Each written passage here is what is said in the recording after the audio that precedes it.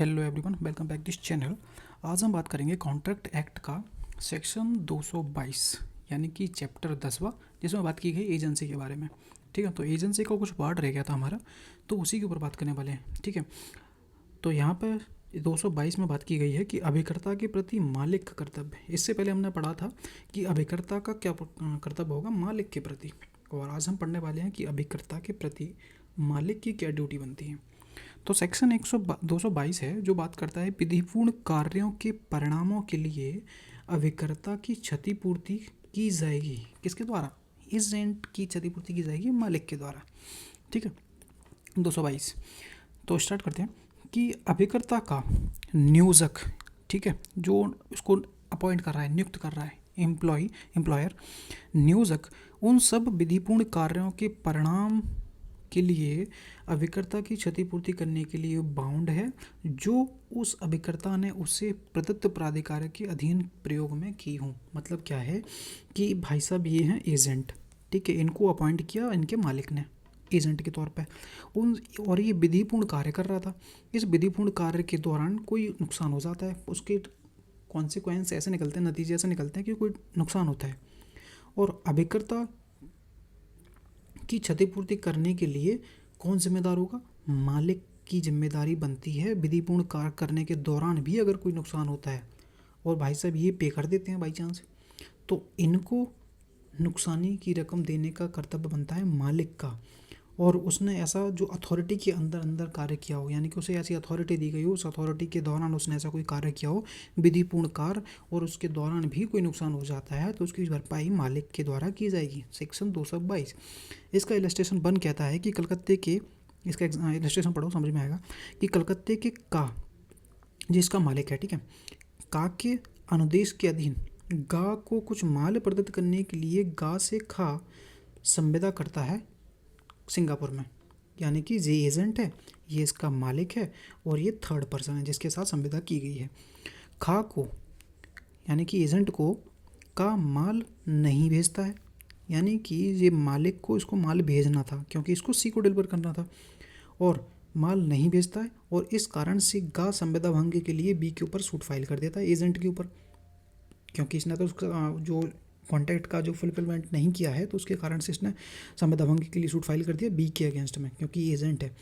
का को खा नोटिस देता है कि भाई ऐसा ऐसा लफड़ा हो गया, इतला देता है, और का जो मालिक उसे बाद का प्रतिरक्षा करने के लिए प्राधिकार कर देता है, यानी कि उसको ऑथराइज कर देता है कि भाई जो सूट फाइल किया है सीन है उसका डिफेंस तुम लो, उसने ऑथराइज कर दिया। ठीक है, बी बाद में प्रतिरक्षा करता है, डिफेंस लेता है, और नुकसानी खर्च देने के लिए विवश किया जाता है कोर्ट के द्वारा। ठीक है, तो और वह व्यय उपगत कर देता है, दे देता है, पेमेंट कर देता है। कौन? B agent. किसको? सी को, क्योंकि ये केस जीत गया। संविदा भंग के केस में इसको कुछ पैसे देने पड़े अब। ठीक है, कहाँ गया? उपगत करता है। का ऐसी नुकसानी, जो मालिक है, का ऐसी नुकसानी खर्चे व्ययों के लिए खा के प्रति दायी है, क्योंकि भाई एजेंट ने पैसे दे दिए थे, मालिक की गलती थी, मालिक ने ऑथराइज कर दिया तू केस लड़ ले, इसने केस लड़ा, केस के दौरान कुछ पैसा देना पड़ा, कंपेंसेशन देना पड़ा सी वाले को, तो इसने दे दिया एजेंट ने। अब एजेंट को भरपाई करनी पड़ेगी मालिक को, वही ये बात कर रहा है सेक्शन 222। ठीक है, विधिपूर्ण कार्य किया था, उसने तो कुछ नहीं किया भाई, उसने ऑर्डर दिया था तुम्हें माल भेजो, तुमने माल नहीं भेजा है तो गलती किसकी है? उसने विधिपूर्ण कार्य किया, परिणाम क्या निकला? तुमने सामान नहीं भेजा, नुकसान हो गया, किसके ऊपर? और नुकसान किसको पे करना पड़ा? एजेंट को पे करना। तो एजेंट के ऊपर बाउंड है, एजेंट के प्रति मालिक, इसको पे करना पड़ेगा। ठीक है, इलस्ट्रेशन एक ही याद रखना, ये वाला थोड़ा घपला है, इनके लोग तरीके से लिखते नहीं, इलस्ट्रेशन समझ नहीं आता। ठीक है, तो ये वाला इलस्ट्रेशन दोनों सेम ही है वैसे। ठीक है, अब चलते हैं सेक्शन 223। सेक्शन 223 कहता है कि सद्भाव यानी कि गुड फेथ से किए गए कार्यों के परिणाम के लिए अभिकर्ता की क्षतिपूर्ति की जाएगी। किसके द्वारा? क्योंकि मालिक का ही पढ़ रहे हैं, मालिक की जिम्मेदारी है, तो मालिक की द्वारा क्षतिपूर्ति की जाएगी एजेंट के लिए। ठीक है, जहाँ की एक व्यक्ति किसी दूसरे व्यक्ति को कोई कार्य करने के लिए अपॉइंट करता है, नियुक्त करता है, और वह अभिकर्ता उस कार्य को गुड फेथ से करता है। गुड फेथ मतलब कि अच्छी इच्छा से, यानी कि कुछ दुर्व्यवहार ना हो, सामने वाले को नुकसान पहुंचाने की ऐसा कोई इरादा ना हो।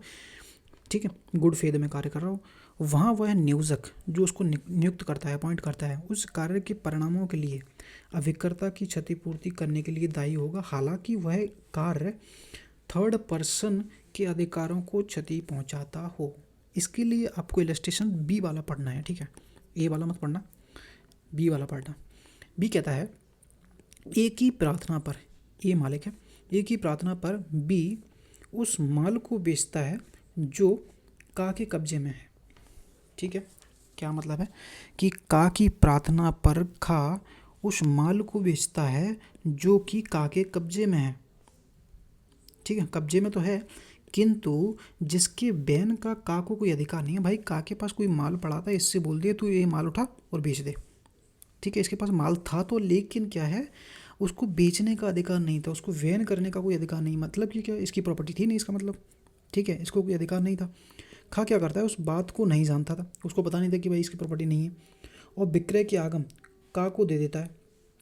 जो पैसे मिले हैं बेचने के बाद, वो क्या करता है, मालिक को पकड़ा देता है, ले भाई इतने का बेचा सामान। ठीक है, तत्पश्चात खा जो एजेंट है उस पर माल का वास्तविक स्वामी यानी कि एक्चुअल जो मालिक था उस प्रॉपर्टी का, सी, वाद लाता है किसके ऊपर, क्योंकि यही माल उठा के लाया था, एजेंट ही माल उठा के लाया था, तो सी फाइल कर देता है सूट बी के अगेंस्ट में, एजेंट के अगेंस्ट में, और माल का मूल्य और खर्चा वसूल कर लेता है। कौन, सी, बाद ला के। तो गा को जो कुछ देने के लिए बी को विवश किया गया है और उसकी ओर से खा अपने व्ययों की क्षतिपूर्ति करने के लिए खा के प्रति दायी होगा। कौन, का। भाई तुमने बताना चाहिए था कि प्रॉपर्टी तुम्हारी नहीं है, उसके बावजूद भी तुमने बी को बोला कि भाई माल बेच दो, उसके बाद उसके पैसे भी तुमने रख लिए, तो और बाई चांस सूट फाइल कर देता है सी इसके अगेंस्ट में, एजेंट के अगेंस्ट में। एजेंट को पैसे देने पड़ते हैं, खर्चा देना पड़ता है, तो जो भी खर्चा उसने दिया है, अब बी को अधिकार है वो ए से वसूल करने का, और इनका कर्तव्य बनता है इनको पैसे वापस करने का जो इसने देने पड़े तुम्हारी गलती से। ठीक है, तो ये सेक्शन 223 था। गुड फेथ से कार्य किया था भाई बंदे ने। ठीक है, क्योंकि गुड फेथ ही है भाई, मालिक ने बोला हमने करने का। ठीक है, तो गुड फेथ से कार्य किया, कार्य के परिणाम क्या निकले, नुकसान किसको, थर्ड पर्सन को। ठीक है, तो ये 223 भी क्लियर होता है। 223 के बाद है 224। 224 बात करता है कि आपराधिक कार्य को करने के लिए अभिकर्ता के नियोजक का अदायित्व यानी कि दायित्व नहीं होगा। यहाँ पे अदायित्व है, थोड़ा ध्यान से पढ़िएगा।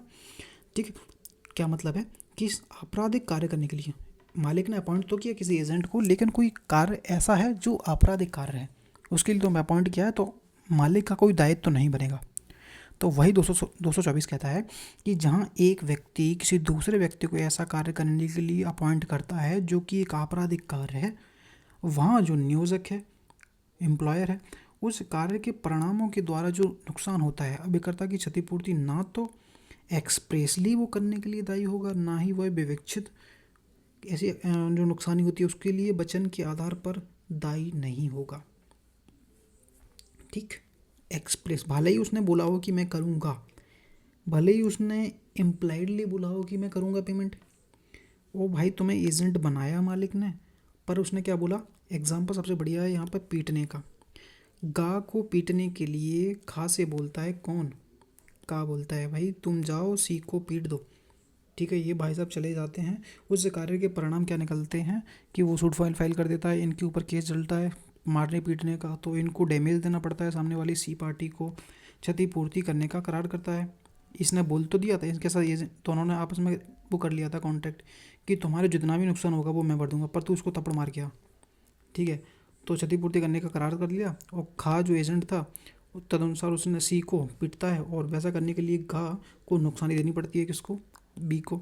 का उस नुकसानी के लिए खा की क्षतिपूर्ति करने का दायी नहीं है। भाई सबसे पहली बात तो ये होती है कि कॉन्ट्रैक्ट में सीधा सीधा लगाया गया है कि आपराधिक कार्य करने के लिए, कोई भी इलीगल कार्य करने के लिए कॉन्ट्रैक्ट होता है तो सीधा सीधा वर्ड ही होता है।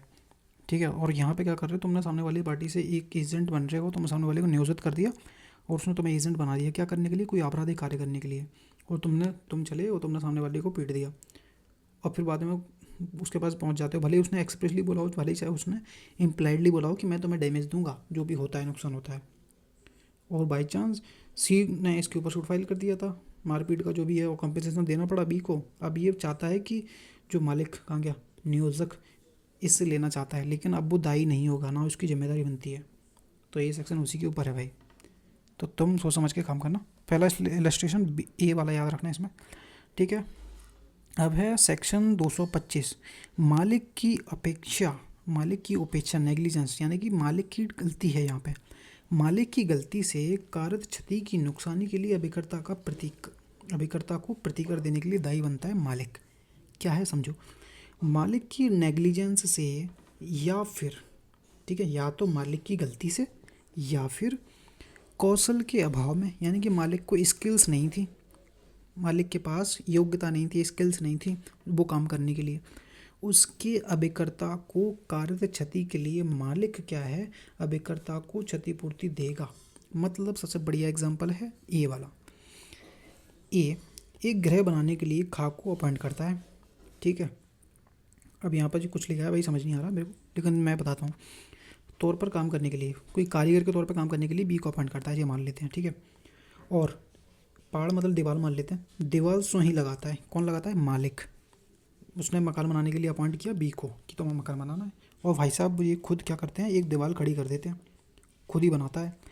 और पहाड़ कौशलहीनता से लगाई गई थी, मतलब कि उसके पास स्किल्स नहीं थी दीवार बनाने की, और बाद में क्या होता है, परिणाम स्वरूप वो दीवार गिर जाती है और पूरा मकान ढह जाता है, या फिर दीवार ढह जाने की वजह से ऊपर का छत गिर जाता है, तो डैमेज होता है, बी उपगत होता है, परिणाम के स्वरूप बी उपगत होता है और खा को का प्रतिकर देगा। इस कंडीशन में अगर नुकसान होता है, अगर बी का भी नुकसान होता है, तो उस कंडीशन में देगा कौन, डैमेज।